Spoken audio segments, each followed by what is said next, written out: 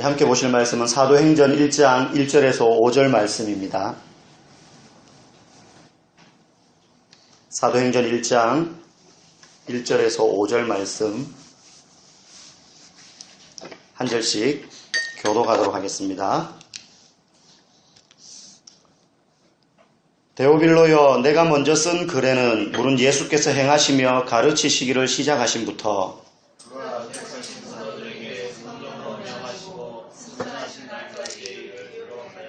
그가 고난받으신 후에 또한 그들에게 확실한 많은 증거로 친히 살아계심을 나타내사 40일 동안 그들에게 보이시며 하나님 나라의 일을 말씀하시니라.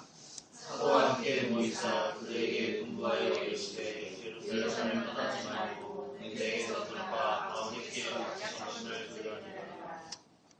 같이 읽겠습니다. 요한은 물로 세례를 베풀었으나 너희는 몇 날이 못되어 성령으로 세례를 받으리라 하셨느니라. 아멘. 즐겁지 아니한가? 라는 제목으로 말씀 나누기를 원합니다. 옛날 유머입니다. 옛날 유머인데요. 4명의 학생이 학교 화장실에서 몰래 담배 피우다가 선생님한테 걸렸습니다. 4명이 교무실에 끌려갔어요. 근데 다들 발뺌을 하는 거예요. 분명히 냄새도 나고 그러는데 담배 안 폈다는 거죠. 그래서 선생님이 테스트를 합니다. 새우깡을 쫙 펴놓고 야, 너 첫 번째 네 녀석부터 새우깡 먹어봐. 그러니까 얘가 새우깡을 이렇게 탁 집어서 입에 갖다 대는 거예요. 폈잖아! 따기를 쫙 때리는 거예요, 선생님이. 두 번째를 불렀어요. 앞에 애가 어떻게 맞았는지 알거든요. 그래서 두 번째 보고 이제 야, 너 새우깡 먹어봐. 그러니까 얘는 그냥 이렇게 과자 씹듯이 집어가지고 베어 물었어요. 딱 물고는 후 하는 거예요. 폈잖아! 쫙 따기를 맞았어요. 세 번째 보고 들어오라고 했어요. 너 새우깡 먹어봐봐. 얘도 이제 앞에 애들이 후 하고 이렇게 해가지고 맞았다는 거 아니까 이제 탁 생각을 한 거죠. 그래서 그냥 먹고는 후 안 했어요. 그러고 나서는 이제 저 가도 되죠? 가. 그런데 얘가 먹다 남은 새우깡을 이렇게 이제 끄고 간 거예요. 그래서 폈잖아! 딱 맞았어요. 나중에 이제 4번째 들어오는 애가 그걸 다 봤어요. 그래가지고, 저렇게 하면 이렇게 하면 안 되겠네. 해가지고 탁 했어요. 그래서 새우깡 먹어봐. 얘가 집어서 먹고는 아무렇지도 않게 비비지도 않고 탁 가는 거예요. 쌤이 딱 째려보고 얘가 가면서 어떻게 했느냐면 탁 튀기고 갔다는 거예요. 그래서 너도 폈네! 이러면서 맞았다는 옛날 유머가 있습니다. 처음 들어보신 거 좀 웃어주시니까 참 감사하네요. 습관이 이렇게 무섭습니다. 그렇죠? 몸에 배어 있는 거죠. 근데 습관보다 더 무서운 게 뭐냐면 노력을 중단하는 겁니다. 노력을 중단하는 겁니다. 습관을 잃어버리기 때문에 그래요. 나쁜 습관은 당연히 안 좋은 거지만 노력을 중단할 때 좋은 습관마저도 잃어버린다는 거예요. 신앙생활에 있어서도 좋은 습관이라는 것들이 있습니다. 하나님을 더욱더 알아가고 경험하기 위해서 들여야 될 좋은 습관들이 있습니다. 이미 저와 여러분들이 다 알고 있어요. 규칙적인 예배, 큐티, 기도, 그리고 소그룹을 통한 성도와의 교제. 사실 이것들은 어느 것 하나 덜 중요하고 더 중요한 게 없고 더 해야 되고 덜 해야 될 것 없이 마치 이 책상 다리가 이렇게 있으면 4개가 있지만 하나가 없어도 어떻게 중심을 잘 잡으면 서 있을 수는 있지만 책상으로서 온전한 기능을 못하는 것처럼 어느 내 귀퉁이라도 하나라도 부족하면 넘어지게 되고 물이 흘러 넘치게 되는 것입니다. 여러분 옛날 두레박 같은 거 보면 물찌개지는 이제 물통 보면 이렇게 나무를 이렇게 세로로 해가지고 이렇게 돼가지고 딱 물통을 만들잖아요. 그러면 이게 높이가 골라야지 이렇게 고르게 돼 있어야지 아기까지 물이 넘치지 어느 것 하나라도 예를 들어 짧다고 생각해 보세요. 아무리 물을 많이 퍼도요 최고점까지 퍼지는 게 아니고 제일 낮은 부분으로 물이 새버리기 때문에 그거밖에 안 차는 거예요. 우리가 규칙적인 예배와 기도와 큐티와 성도 간의 소그룹 간의 교제 이것들은 마치 그 물통의 높이와 같이 일정하게 같이 성장해 가야 되고 이것들은 우리의 가슴팍에 새겨져야 될 습관이라는 겁니다. 그런데 이 습관은요 들이기는 너무너무 힘든데요 중단해버리면요 그 순간 이 습관을 잃어버리는 건 순식간이라는 거예요. 물이 새는 건 금방이라는 겁니다. 일반적인 습관도 그 사람의 삶과 습성을 변화시키는데요 하물며 하나님 앞에 우리가 신앙생활할 때 가지는 이 습관은요 우리의 삶의 태도뿐만 아니라 우리의 영혼마저도 변화시킬 수 있는 너무나도 중요한 습관입니다. 그러니 여러분, 아마 벌써 작년 송구 영신예배 생각하시면서 내년에는 내가 이렇게 해야지, 우리 이제 개척 나가니까 내가 이렇게 해야지라고 나름대로 결심했던, 교회를 위해서, 하나님을 위해서, 자기 개인을 위해서 결단했던 것들이 있을 겁니다. 벌써 11월 달이에요. 2달이면 2016년도도 끝이 납니다. 아이고 이제 늦었네. 지금 와서 결단해가지고 뭐 습관 들이기는 힘들지 않나. 그렇게 생각할 게 아니고요. 지금부터 결단하면요. 2달을 빨리 시작하는 거예요. 2달을 빨리. 지나간 10달이 중요한 게 아니고 지금 내가 규칙적인 큐티와 기도와 말씀, 성도 간의 교제, 이게 내게 아직까지 제대로 시작되지 않고 습관이 되지 않았다면 지금 시작하십시오. 그러면요, 남들보다 2달 빨리 시작하는 겁니다. 오늘 우리가 읽은 성경은 사도행전 첫 부분입니다. 사도행전 오늘 첫 부분을 읽으면서요, 언급하면서요, 누가가 이렇게 이야기합니다. 데오빌로요, 내가 먼저 쓴 글에는, 이렇게 이야기하죠. 그러니까 누가가 이 사도행전을 쓰기 전에 먼저 쓴 비슷한 책이 있다는 거예요. 그게 뭐냐면 누가복음이에요. 누가복음. 누가가 누가복음과 사도행전을 썼거든요. 그래서 누가복음 1장 1절에서부터 보면 이런 내용이 나옵니다. 우리에게 이루어진 사실에 대하여 처음부터 목격자와 말씀이 일꾼된 자들이 전하여준 그대로 내력을 저술하려고 붓을 든 사람이 많았다. 그러니까 복음서가 여러 권이라는 거죠. 자기만 복음서를 쓴 게 아니라는 거죠. 마태도 썼고 마가도 썼고 그렇게 썼다는 거예요. 그 모든 일을 근원부터 자세히 미루어 살핀 나도 데오빌로 각하에게 차례대로 써보내는 것이 좋은 줄 알았노니 라고 이야기해요. 그러니까 지금 이 사도행전을 누구에게 쓰느냐 하면 데오빌로에게 쓰거든요. 그런데 이 누가복음이 사도행전에 앞서서 누구에게 쓴 거예요? 데오빌로에게 쓴 거예요. 데오빌로라는 사람에게. 근데 이 데오빌로는 누가복음에 보면 각하라고 되어 있는 걸 봐서는 아마 그 당시 로마 정부의 높은 관료였던 것 같아요. 어느 정도 직책이었는지는 모르지만. 그런데 누가복음 1장 4절에 보니까 그때 이렇게 말해요. 그 데오빌로에 대하여서 이는 각하가 알고 있는 바를 더 확실하게 하기 위해서 내가 씁니다. 누가복음을. 이 말은 이 데오빌로라는 사람이 이미 예수님이 누구신지, 그리고 예수님이 어떠한 삶을 사셨는지, 무슨 일을 하셨는지를 이미 또 잘 알고 있는 사람인 것 같아요. 어느 정도인지는 모르지만 아마 어쩌면 아직까지 크리스찬으로 자기가 신앙 고백은 안 했지만 이 크리스찬들의 삶에 굉장히 관심이 많은 마치 잠재적인 그리스도인, 익명의 그리스도인, 아마 이런 사람이거나 아니면 막 그리스도인으로 개종한 사람일 가능성이 높아요. 적어도 이 복음에 대해서, 예수에 대해서, 그리스도인들에 대해서 굉장히 호의적인 관심이 많은 사람이라는 거죠. 그런데 먼저 쓴 누가복음에는 이 데오빌로를 부르는데 누가가 각하라고 이야기를 하는데 오늘 사도행전에서는 그냥 아주 친근하게 데오빌로요 이렇게 불러요. 자기 동료인 것처럼. 그러니까 누가복음을 읽을 때의 데오빌로와 사도행전을 받아볼 때의 데오빌로가 달라요. 똑같은 사람이지만 그때는 아직까지 그리스도인이 안 되었거나 막 그리스도인으로 개종한 사람일 가능성이 높은데 이 사도행전을 받아볼 때의 데오빌로는 호칭이 달라진 거죠. 누가가 부르는 호칭이.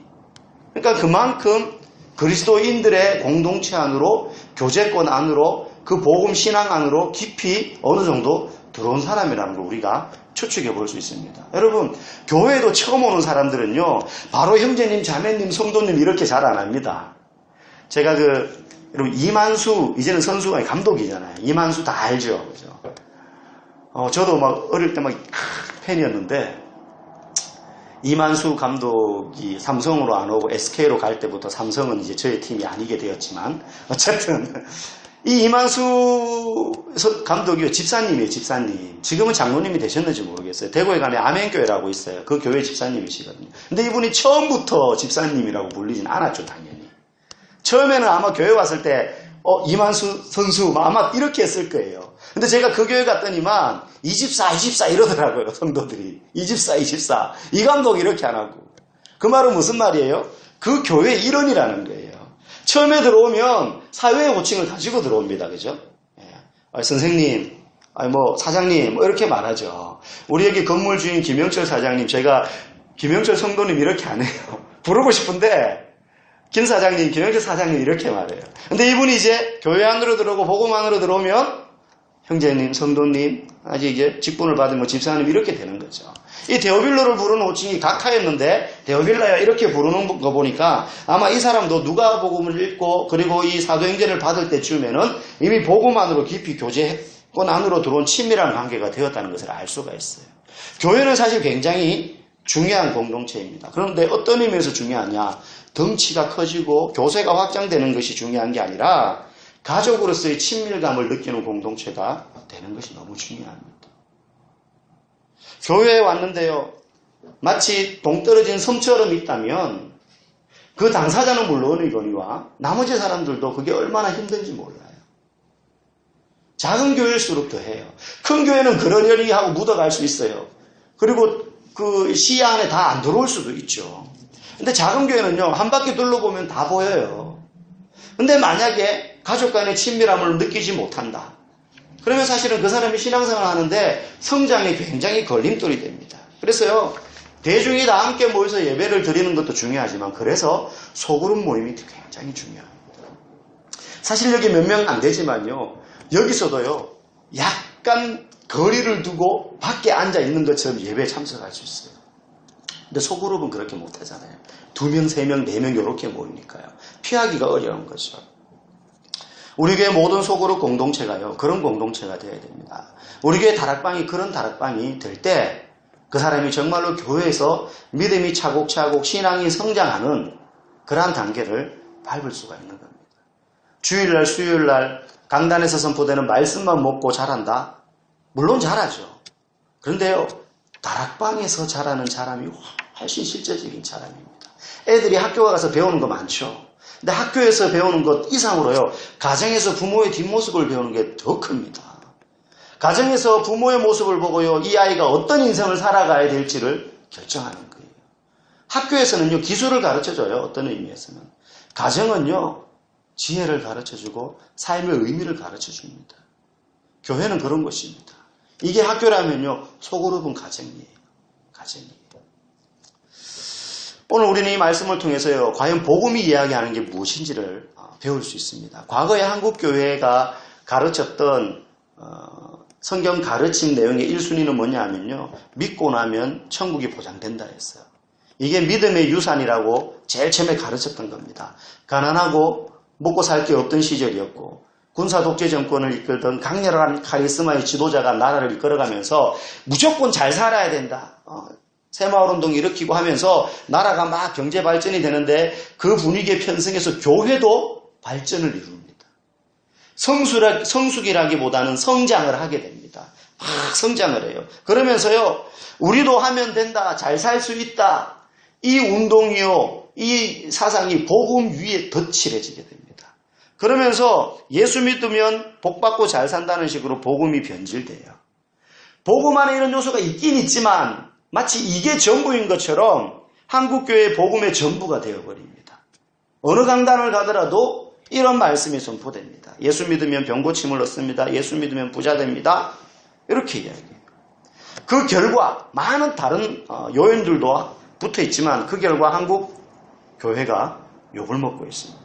여러분 과거에 그렇게 정권에 편성해가지고요. 마치 독일 교회가 2차 세계대전을 히틀러가 일으킬 때 잘한다 잘한다라고 독일 교회가 다 히틀러를 찬양했습니다. 여러분 우리나라도 조창기도회가 언제 생긴지 아십니까? 군사 독재 정권 시절에 생겼어요. 그 조창기도회 가가지고요. 수많은 개신교 이름난 기라성 같은 목사님들이요. 정부 측에 세워주고 대통령 하는 거 진짜 잘하는 정치. 물론 잘하는 게 있으니까 잘한다고도 했겠죠. 그런데요.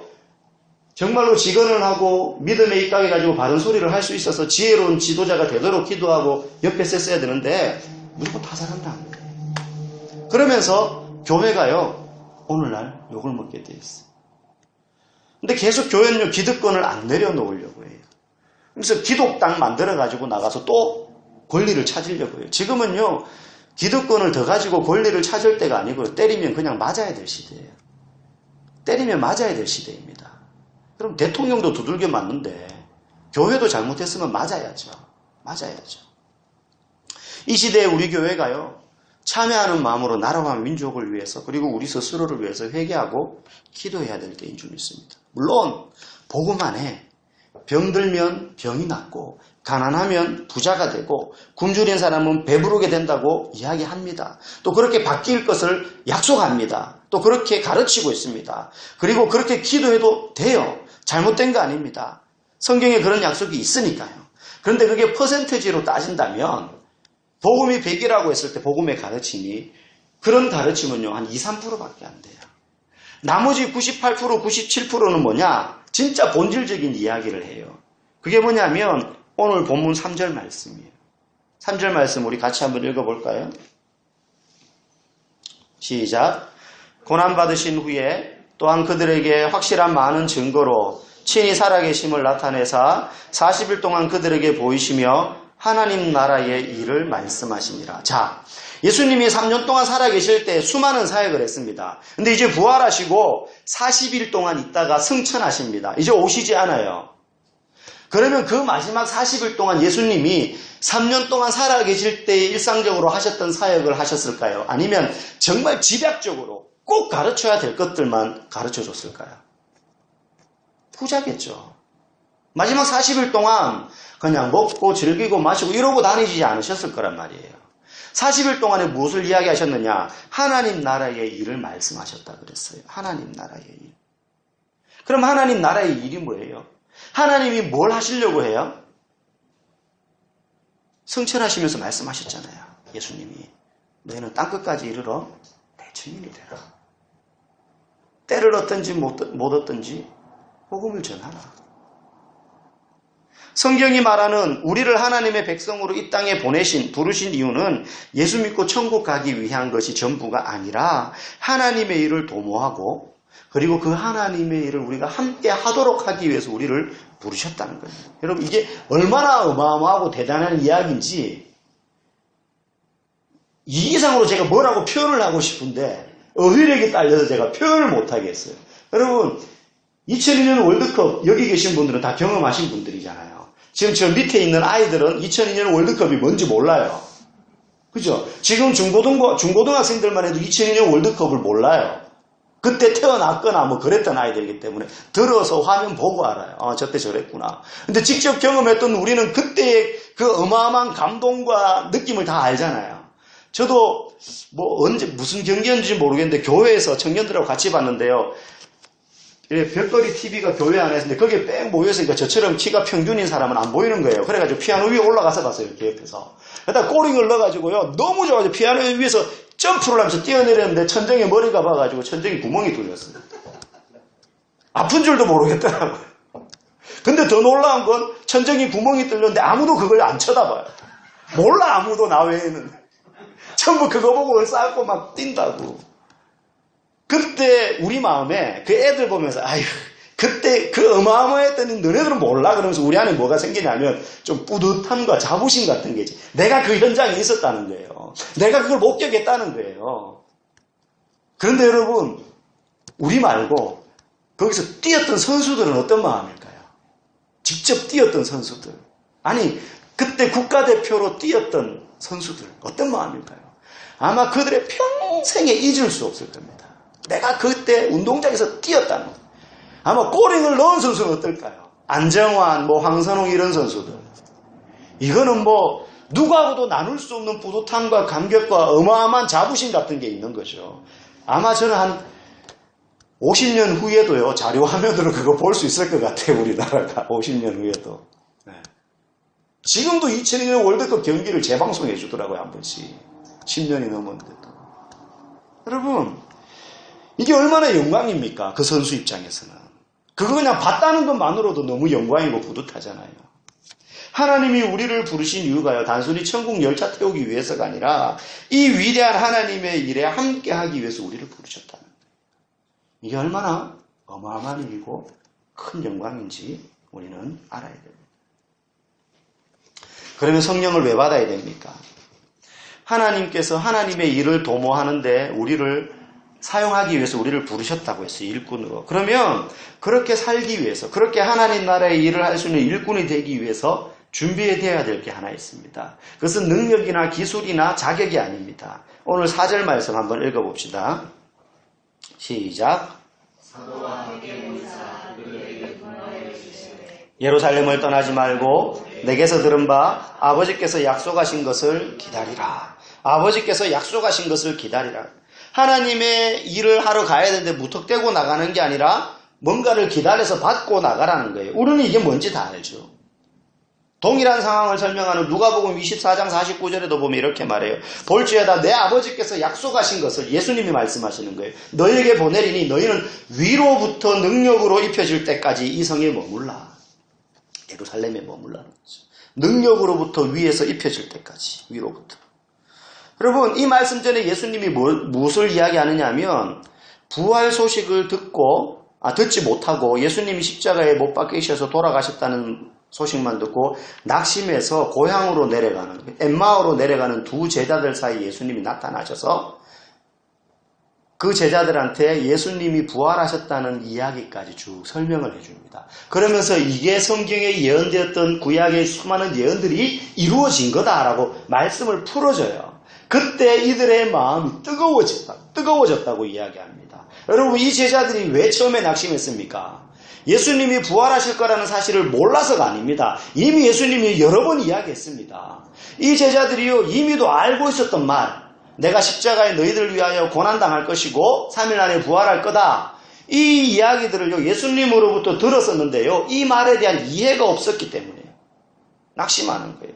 예수님께서 살아생전에 그들을 붙잡고 얼마나 강조를 하고 얘기하고 또 얘기했습니까? 내 나라는 너희들이 추구하는 그런 나라가 아니야. 내가 가는 길을 너희가 지금은 알지 못하지만 나중에 알게 될 거야. 이걸 여러 번 이야기하셨어요. 죽으심 이후에 어떤 일이 일어날 것이며 그리고 너희가 하나님 나라에 대해서 들은 내용들이 이제 어떻게 전개될 것인지 그 나라를 위하여 너희가 이제 무슨 일을 해야 될 것인지 앞으로 이 모든 것들에 대해서 그들이 들었는데 이게 무슨 뜻인지 이해를 못하는 거예요.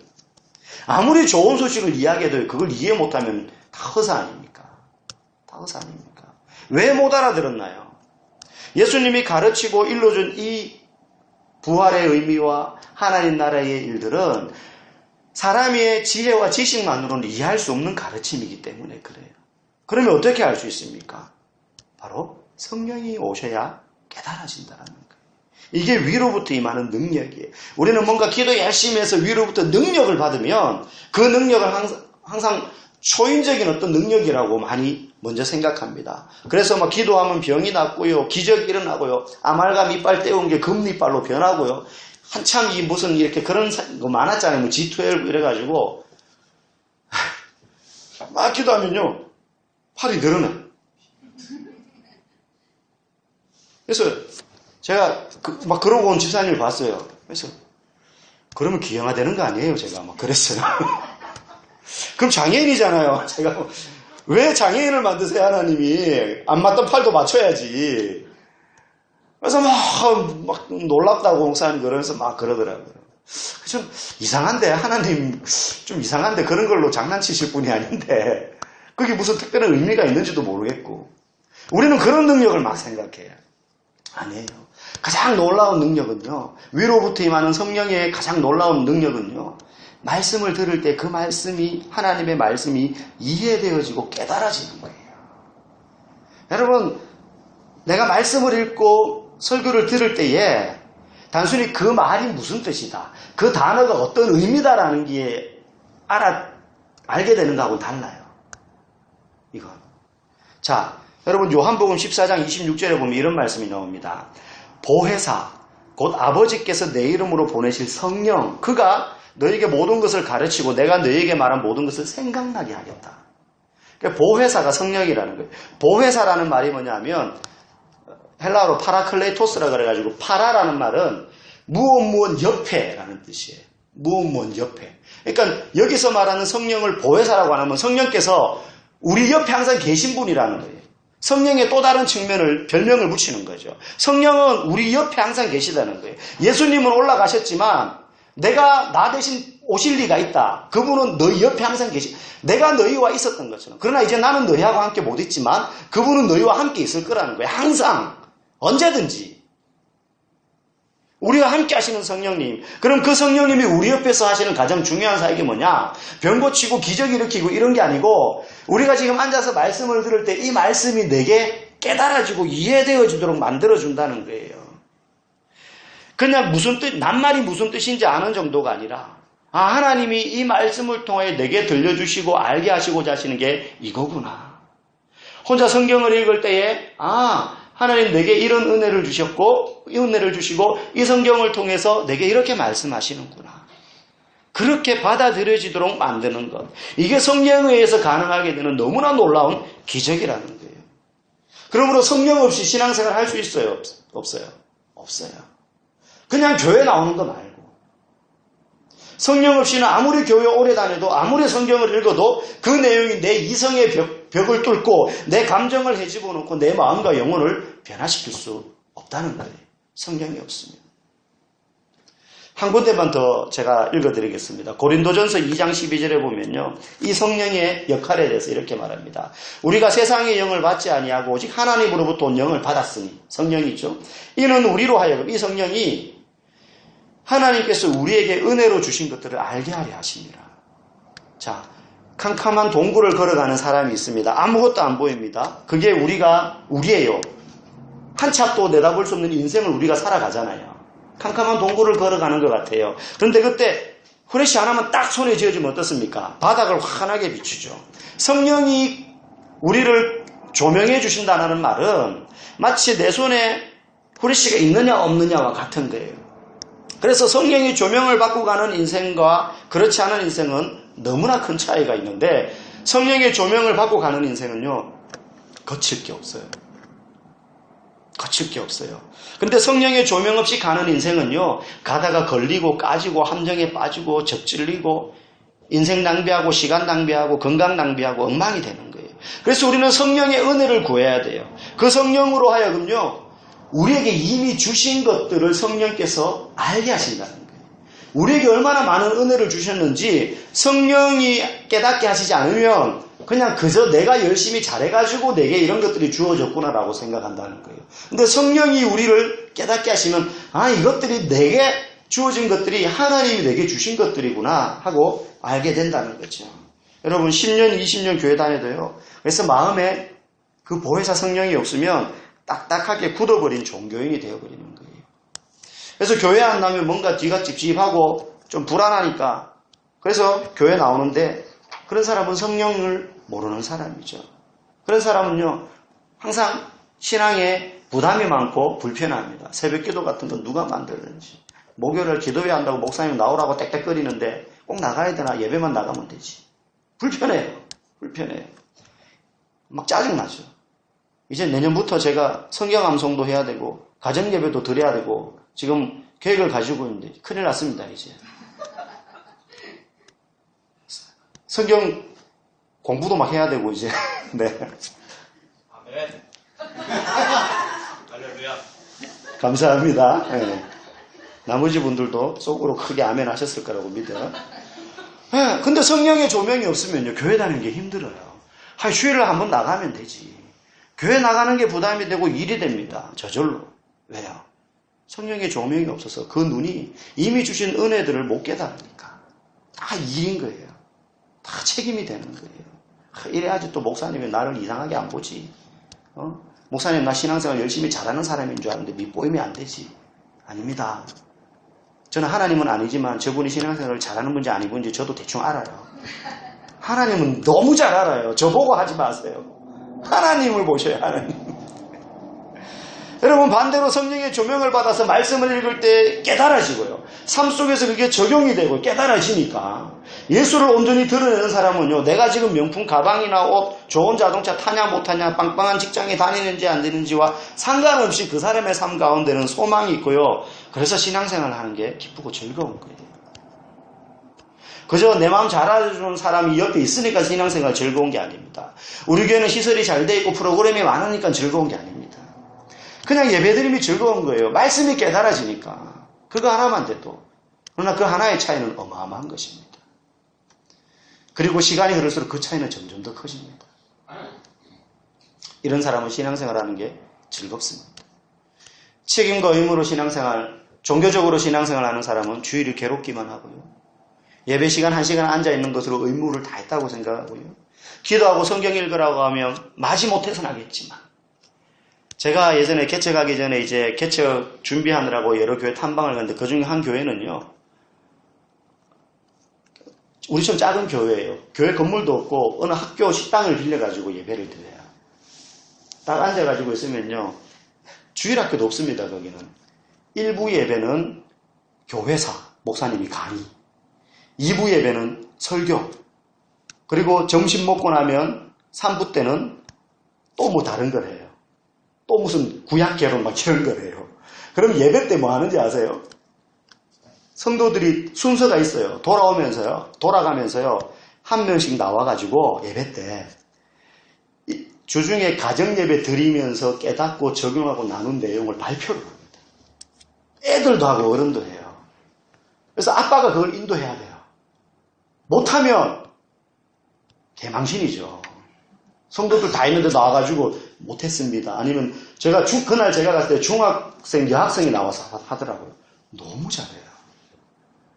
근데 예배도요, 저는 약간 농담도 섞어가면서 하는데 예배도요, 제가 앉아있는데 너무 졸렸어요. 그래서 끝나고 난 다음에 식사하면서 성도들한테 물었어요. 새가족이 오면 어떻게 하냐고. 그러면 부서도 아무것도 없어요. 새가족 뭐 이런 거 없어요. 새가족 오면 그냥 혼자 알아서 앉아요. 그냥. 앉으라 그러고 무슨 새가족 교육도 없고 양육도 없고 훈련도 없고 아무것도 없어요.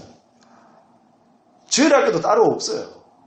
그래가지고 새가족이 오면요, 그냥 한 달, 2달 있다가 적응하면 그 교회 성도가 되는 거고, 적응 못하면 가는 거예요, 그냥. 그렇게 하더라고요. 딴 건 모르겠는데, 그렇게 가정예배 드리고 발표하고, 도전 많이 받았어요. 그래서 할까 말까 고민 중인데, 안 할 것 같아요, 발표까지는. 근데 제가 물었어요, 성도들한테. 안 힘드냐고, 안 지겹냐고. 처음에는 그랬는데 자꾸 하다 보니까 괜찮던데요, 이러더라고요. 뭐 그게 좋다 나쁘다를 말씀드리는 게 아닙니다. 책임과 의무로 하는 사람은 그게 얼마나 괴롭겠어요.